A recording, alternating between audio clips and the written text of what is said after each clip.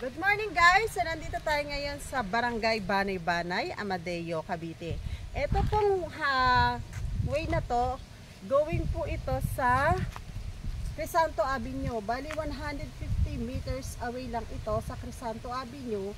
Yung pong Crisanto Avenue, yung po yung going Tagaytay and General Trias, Cavite. So ito po yung ating entrance, papasok dito sa project na to. Bali po itong project na to is 5,000 square meter lang. Pero mabibili po natin yung katabi. So lalaki na po yung ating magiging project. So ang per square meter natin dito, pagkas po ay 3,700. Pag 1 year to pay naman is 4,000 per square meter siya. Pagka naman po 2 years to pay, 4,500. Ang ating cut dito ay 495 square meter. So 30% na nakabayad na kayo, pwede nyo na pong ma-occupy yung ating lote. So nakikita nyo, ito po yung kalsada natin. Naka-base course na tayo.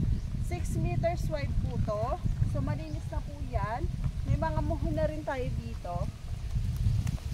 So ready to occupancy na po to once na kapag 30% down payment na kayo. So yung may option kayo, 1 year to pay.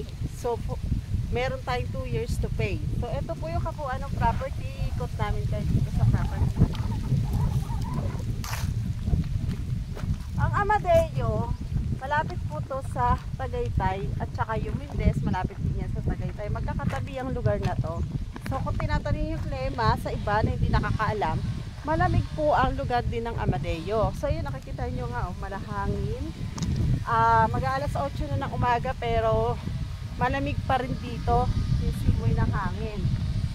Kahit sabi mo mainit yung araw, malamig pa rin siya. So ito yung kabuuan.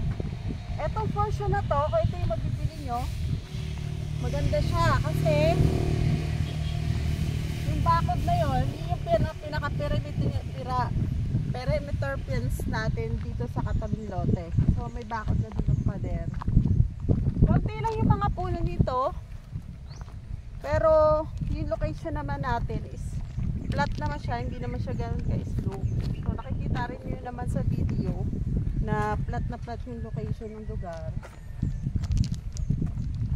So bali dun sa portion na yon na may puno, if ever na magkakaayos naman sa price, mabibili po natin yon. So magiging malaki po itong property na to. Sa ngayon po, nasa ano lang to, 9 slot. Itong 5,000 square meter na to. So guys, ayan na. Kung naghanap kayo ng magandang location, so ito na siya.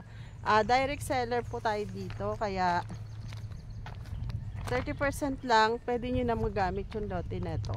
Once na nakapag-paid na po kayo. So ayan po yung property. Ikot natin.